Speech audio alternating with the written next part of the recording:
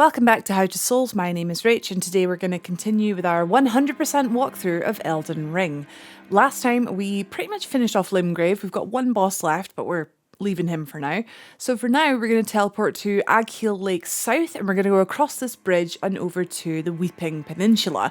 This is definitely an area that's like super easy. You can conquer this whole place before you do Margit. I'd actually rank them like that in that order of difficulty. Although it kind of seems like Margit is the first boss in the game, we're actually a way to do like 10 bosses before we do Margit, which I realise is kind of crazy.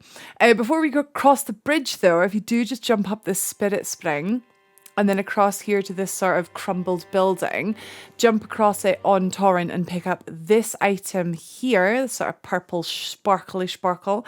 It's a scroll, the Royal House scroll to be precise. So you can give this to a practitioner of magic, for example, Sorceress Selin. Although there are other characters that can accept this one for you. But Selin we have met already. If you give this to her, she will then sell you still have to buy them, Glintblade Phalanx, which is like homing soul mass from Dark Souls. There's a stone sword key to pick here from the bridge, don't miss that. And I'll also get you Carrion Slicer, which is a really cool little sorcery. If you were thinking about dabbling in sorcery or like completely relying on it, Carrion Slicer is great, really fast, really low mana cost, and the damage from it can get kind of silly. So that's our first grace there in Weeping Peninsula. Just after this first grace, again, just down the road, we meet our next NPC. This is Irina. So you quickly learn from talking to Irina that she is blind. Can I bend your ear for a moment? My name's Irina. I've escaped from Castle Morne to the south. Oh, the servants there have rebelled. That sounds fun. We could check that out. By the way, I keep forgetting to mention this. I'm so sorry. There is no game audio. There's no voices. I had a little bit of technical difficulties. My audio corrupted in my recording, but we'll get that fixed for you soon. I've got about another 3 hours of footage or something with no audio, but alas, we'll deal with it. We'll deal with it just like we deal with everything else, right? So, she says, my father is down in Castle Morne. Could you please give him this letter from me? Very important that you keep talking to her until she gives you the letter. This is pertaining to a quest later on in the game that you don't have to do, but it does affect one of the endings of the game. If you speak to Irina, get the letter. We're going to go down. We're going to do Castle Morne today to start us off in the Weeping Peninsula. It's a good one to start with. Yeah, just sort of tying off Irina's quest right away. There's a couple things to pick up here along the way. It's pretty much just follow the road straight down. See if we can get this guy, this little scarab. For Mighty Shot, a bow, Ash of War, bow only. If you didn't know, if you're on horseback, you can swipe to the left with L1 and swipe to the right with R1, just in case you pull up beside something on the wrong side. You will notice that it is night time. There is a knight's cavalry here. We're not going to worry about him right now. I mean, you can fight him if you want. I'm going to do like a dedicated sort of world bosses section for Weeping Peninsula because there's a lot of running around that we have to do here. A few like churches to hit up and stuff like that. So we will get to him later, but you can do him now if it's nighttime and you see him, just do him. Just do him.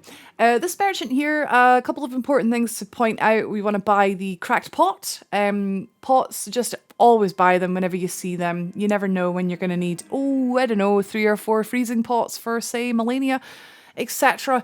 So just buy them. Same with stone sword keys. If you have the runes, just buy them. We're going to use, if you're going for 100%, you want to buy them. We're going to use a lot of these.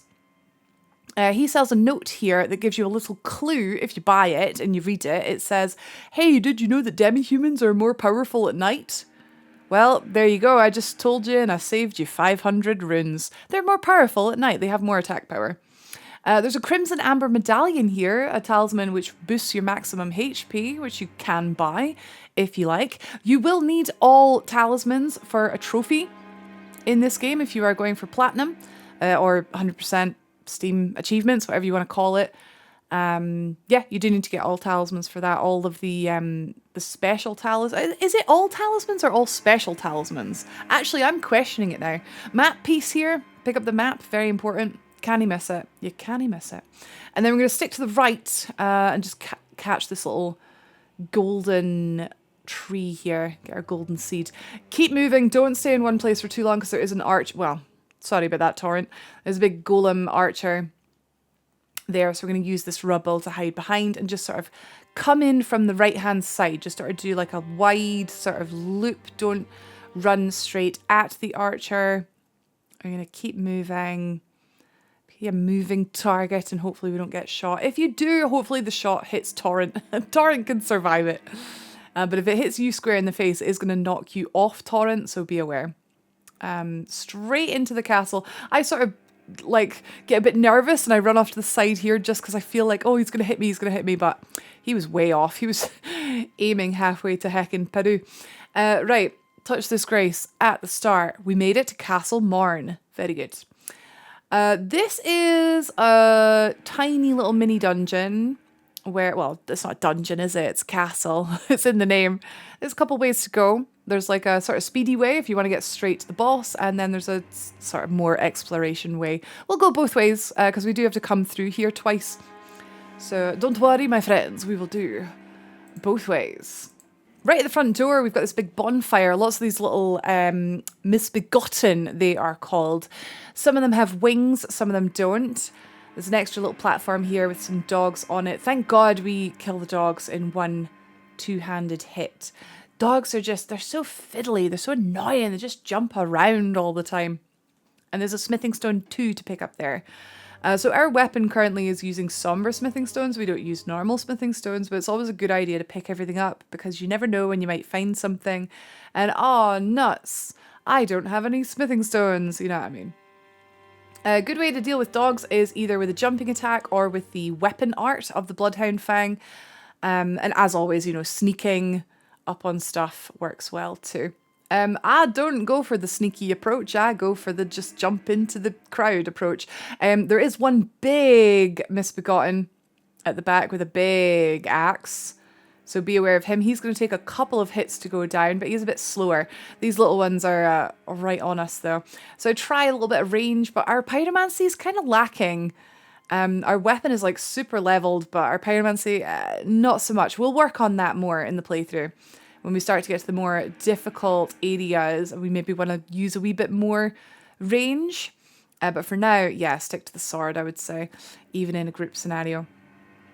So I've ran all the way back to this little platform, which is cleared now from the dogs. So it's a good place to lead people back to slaughter them, of course. Very good. I was going to say, yeah, some of these, right, these guys are throughout this whole castle. Some of them have wings, some of them don't. Some are big, some are small. This big guy, we should be able to stagger him with a jump attack. Yeah. So we can just do a sort of loop of this, let him attack while we've backed off, and then sort of close the distance with a jump attack, which will stagger him. You can be super, like, aggressive with the Bloodhound Fang just by you doing jump attacks.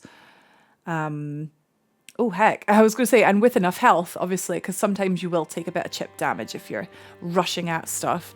The sort of longer way to go through Castle Morne is up here behind the bonfire. You can pick up this fire grease. Oh, 2 fire greases. Ooh la la. If you do want to add like a fire damaging effect to your weapon. Pretty cool, pretty cool. And smouldering butterflies, they're a crafting ingredient. So quite good fun just to pick up everything. I don't know about you, but I love just picking up things. Pick up everything. All the flowers and that. Oh, there's my claymore. My people are happy. So you can pick up that. I love the claymore in the Dark Souls games. I have not used it in Elden Ring, actually. Huh. Here we go. So the Misbegottens are fighting the, I say humans, they're, I want to say hollows. The sort of Lothric soldiers. It's not Lothric, is it? Leyndell? Dark Souls on the brain. Leyndell soldiers are fighting the Misbegotten warriors. They're all enemies as far as I'm concerned, so just kill them all and take their runes. Don't pick a side. Except do pick a side. Pick the side that's losing. take them out. Wait, yes? Pick the side that's losing, take them out, and then take out the winner. Yeah. You know what I mean? Take advantage of the turf war here. And just sort of pick them all off.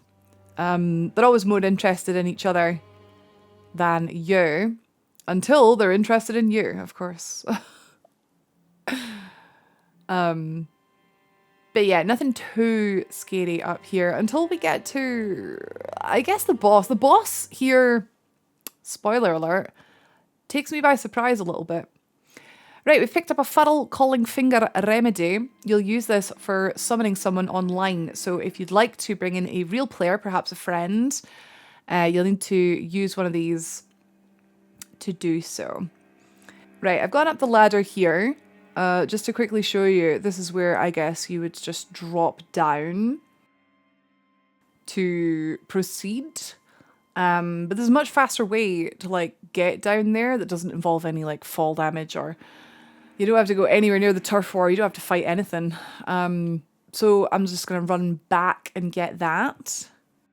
From these gallows, there's a ladder that's the correct way to go, but don't miss this little shiny here, guarded by these two misbegotten laddies. They're so zippy. They're not the most annoying, but they are a bit zippy. Zippy laddies. So you can pick up this steel wire torch. So if you didn't already have a source of light for like dark places when all the other lights go out, then you now have a torch. So now we can proceed up the ladder.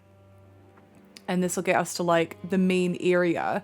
But rather than go that way, I'm opting to instead go back down to the very first area. And I'm just going to sort of show you how it all ties together. Right, so back here in the main area, there is actually a giant pumpkin head sort of sleeping by this tree. So you can get a nice sneaky charge attack on him. And then why not follow it up with a second charge attack, and that takes him out like instantly. We shiny to pick up here on the left, and then it's a smithing stone 1. Way! And then on the right here, so this is sort of like the slightly faster way of getting through Castle Morne. You can kill the pumpkin head, or you can literally just run past him. It takes him so long to wake up and realize that you're there that you literally can just run past him and run straight for this ladder. If you are coming through here for a second time, which we will be later. Okay, we're at the top. There are a couple more misbegottens up here. They start to get a little bit more tricky because the flying ones can be a bit of a pain in the bum. We have range, like we have pyromancy, but like I mentioned before, our pyromancy is not the best. So jump attacks can knock them out of the sky. That rampart's up there. That is where you would have dropped down. Personal preference, I think this one's much faster. Either way, you do have to deal with these two flying guys. You got the guy on the bridge, which I guess is like luring you, like, oh yeah, I can take him. Yeah, boom. And then the flying ones with the bows come at you. They'll always shoot like 3 arrows, and it always takes me by surprise because I'm expecting 2, and then like 3 come, and the third one I'm always like, I forgot it was 3. So I'm like doing a nice cheeky little panic roll there. Always get into the habit of like when you are drinking from your Estus, just always strafe to the side, because as you could see there, it actually did save my life. Just moving while drinking. It is the gift that Fromsoftware have given us in Elden Ring, moving while healing. So use it. Straight ahead is the way to the next grace, but that involves like dropping off, like point of no return. So we're not going to drop off there just yet. We're going to go down here. Now you can sort of roll off this railing if you like, or you can take the ladder. I don't think you take much in the way of fall damage just jumping off, so it's, again, personal preference. I'll always feel the call of the void and just jump off stuff and then forget, oh, actually, fall damage, innit? So there's another wee turf war just here. We want to push through it. And then Edgar is at the end of this path here. Nice wee free rune to pick up. Oh. Nice. Good aim. Good aim, Rach. Good aim. Boom. Again. Almost dead. Sheesh. Getting a bit cocky. Also, I do think, like, at this point, I'm, like, chatting to my chat. I'm a little bit comfy. I'm very comfortable when I'm streaming Elden Ring. If you'd like to catch me live on Twitch, I stream at Don't Rage Quit on Twitch. We play a bunch of stuff, but we also play, you know, a lot of Elden Ring and stuff like that. But yeah, I think I'm just a bit comfy here. Got a bit complacent, got a bit relaxed. And even the little guys can surprise you in this game. So up here, careful, don't like roll through this. Like, cause like, again, I feel the call of the must break all the breakable things. And like, obviously you don't want to be rolling right next to an edge, do you? Here's Edgar, which you have to say in, I guess, PewDiePie's accent. Edgar. Warden of the castle. This is Irina's father, so chat to him until he gets to the point where he's like, oh, that's my daughter. He will give you a sacrificial twig, which if you check that out, it says it actually is like protect all your runes, like you don't drop your runes on death, which is kind of cool. You could use that. And then definitely give him the letter. So he's like, oh no, she needs me, but you know, the castle needs me too. So he refuses to move until the sacred treasure of this place is in like good hands, is in protected hands. So we can help him by killing the boss, retrieving the treasure for ourselves. That sounds good to me. Does that sound good to thee? So yeah, that's it. But you have to talk to him. Like with any NPC, talk to him until he starts repeating himself and then you can move on. Oh god, that gives me the shivers. Rolling right next to an edge. Are you trying to set a bad example for the nice people at home? How to souls. Yes, I am. I am. Trying is the word. Succeeding, debatable. So from here, I opt to head back to Irina at this stage. But first we're going to tap the grace. Just so we have it unlocked, we can teleport here. It's just over here on this ledge, this nice little bit of green amidst the ruined bricks of the castle. But yeah, we're going to head back to Irina. I never actually looked at the map since we picked up the map. But she's right here, just at the start, just after the big bridge. So head back to Irina to tell her the good news that her father is... Oh. She's dead. Irina's dead. On her corpse, her bloody, bloody corpse, we see a familiar weapon, a big cleaver wielded by the Misbegotten warriors. So that sucks for Edgar. I mean, it sucks for Irina, but it sucks for Edgar. Doesn't he feel guilty? I'm forever rooted in Dark Souls mentality and I go back to the Grace to teleport back to Castle Morne, but obviously you don't need to do that. So yeah, back to Castle Morne to deliver him the bad news, question mark? No, so once you've witnessed Irina's body and she is dead and you travel back to Castle Morne via warping, Edgar he's not here at the minute. Warping triggers him to move, but we do just want to put eyes on him and just confirm this, because like I said before, this can get mucked up and it can ruin an ending for you, an ending that does have a trophy for it. So if you're looking for all trophies, then you don't want to muck this up. So I opted to... Once again, we're going to run through Castle Morne, but I can show you how quickly you can run through here if you're, not wanting to take your time for whatever reason. So you can literally just run past everything here. Run past doggies, run past Misbegotten. Tips Fedora. Run past Pumpkin. Dog is trying his best, but it's not enough. Oh god, yeah, I don't know why I went round to the left there. You probably should have went round to the right. There's a bit more space to run round there.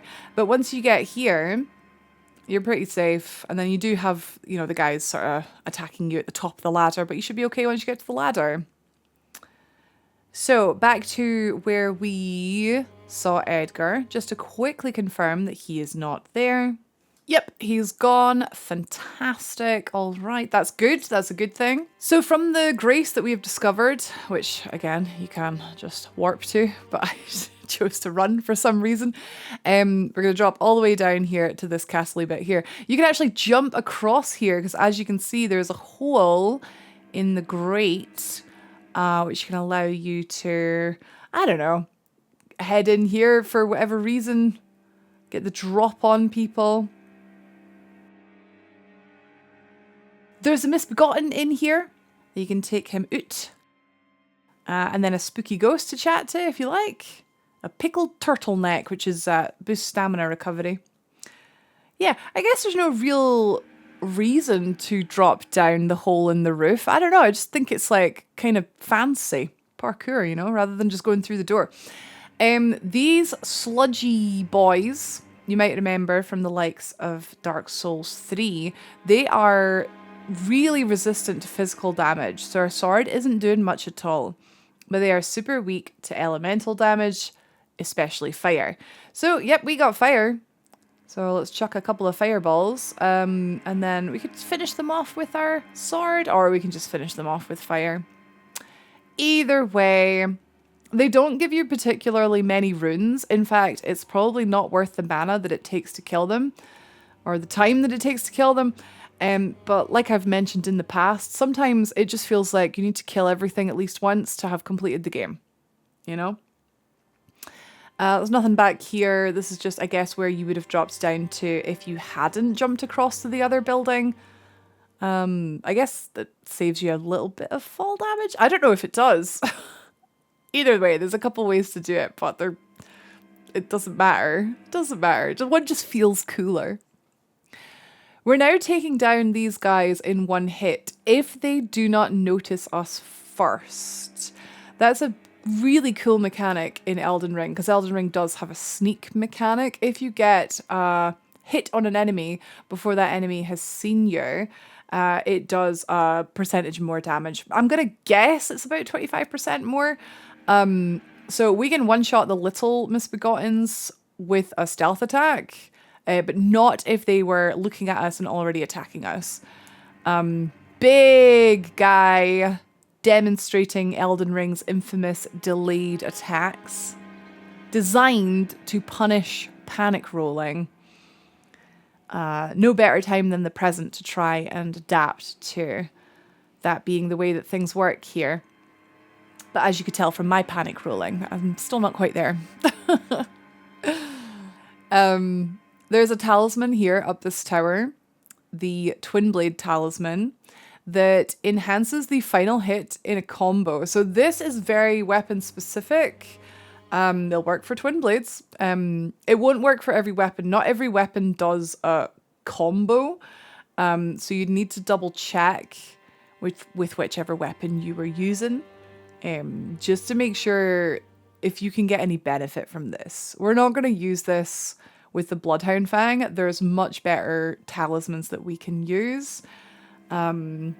Especially, yeah, the jump attack talisman is much better for the Bloodhound Fang. So, that's that. We got that. Now we're going to drop down off this sort of bridgey bit here, down onto this rooftop. This is the way to go. Now you can follow the messages if you're playing online. Handy dandy messages, but I think there is a dev message even if you're playing offline. You'll start to hear a familiar twinkle as you get down here, because obviously it's been a wee while since the last grace. There's a nice wee crimson scarab here, which will refill the charges on your flask of crimson tears, as you could see there. I got 3 more charges off of that, back up to 5. Yeah, potentially very good. These are everywhere, these like crimson and also cerulean scarabs. A lot of them are out in the field as well. They can be really handy if you're really needing more heals but you can't find a grace. Be pretty careful here going down the rafters, because I think if you fall from here, that's not good. That could be death.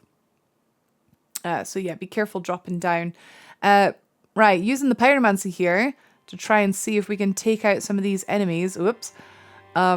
Before we jump down there is a good idea. Start separating them. There's one of them almost dead. We could drop down, but I'd quite like to just try and get... There we go. There's one down. There's a rat-a-tat. Didn't quite manage to fall on the rat. Don't really know what happened there. Maybe I was distracted. Rats go down in one hit. One two-handed hit. So that's good. Here you'll find a whip. Do with it whatever you like. Do whatever you like with the whip. I don't know. What more is there to say? And another grace. Don't miss this grace. This is your grace that you're going to use for progression on the boss, just in case you need to respawn from it for whatever reason. No shame in dying. Spoiler alert, I come really, really, really close to dying on this boss. So, yeah. That's your grace that you'll use. And from here... Oh, let me just grab this butterfly. Yeah, grab all the things. Golden Fog Wall, that's your boss. So we're going to go across the bridge and sort of take the safe way down. There is a big curled up guy just here that I don't quite manage to get the sneaky charge attack on. But we can use the L2 R2 combo that the Bloodhound Fang is well known for to take him down really quickly before he even knows what's happening. Oh, I got shot in the head there. Yeah, I got the big guy, no bother, but these flying guys, they just always seem to get me. Well, except he forgot that he could fly and he fell. Nice, I've got a big arrow sticking out my flippin' face. So I reckon we could land on him. So as you're falling, press R2 for a plunging attack, which does critical damage. Very nice. The jellyfish here, the white ones anyway, are proper chill. Just leave them. Just leave them be. However, if you come across any red ones, they are not chill. They will attack you. So keep that in mind. Do be aware if you do go over to this area, just sort of under the bridge kind of thing, there's a giant crab that comes out of the ground. So I guess avoid that.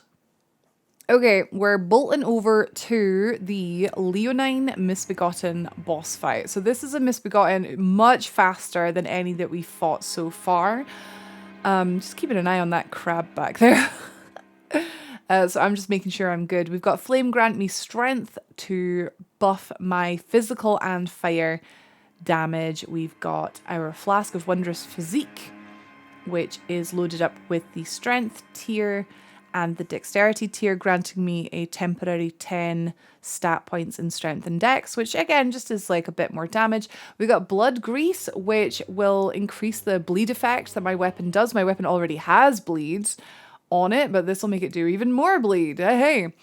This boss doesn't have that much HP, so bleed's maybe not like completely necessary. You should always buff before going into a boss arena. Now, I knew that he started quite far away, but I completely underestimated how fast this guy can close a gap.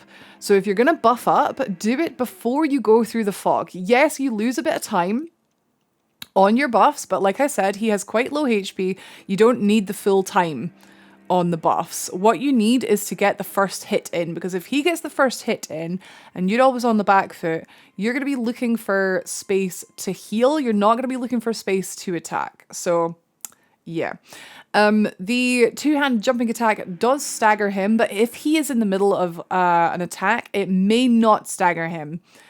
He's got a little bit of hyper armor on like a couple of his attacks, which means you might want to wait until he has finished his attack before doing your own. So I don't know if you're learning here from my example, but like trying to escape him by rolling backwards away from him is really hard. He has a lot of gap closers. This sort of jump attack here, just really scary. The timing on his attacks are really scary. So what did I do wrong, chat? Let me know in the comments, other than obviously get hit quite a lot. What did I do wrong?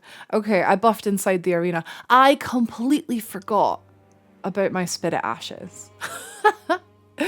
This is one of those bosses I think I personally underestimate, and I totally forgot about Spirit Ashes, and you should definitely use a Spirit Ash on this boss. Just something to just take a bit of aggro from you so you can recover when you need to and attack when you need to, because he's got quite low HP and we've got quite high damage.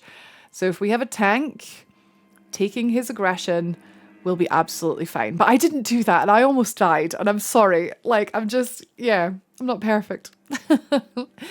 So with that boss down, we get the treasure of Castle Morne. That is the Grafted Greatsword. A really cool sword, actually. I've used this sword before in Elden Ring. It's got like a buff, and also it's just really big, really heavy, really cool sword. I like it. Plus Game of Thrones.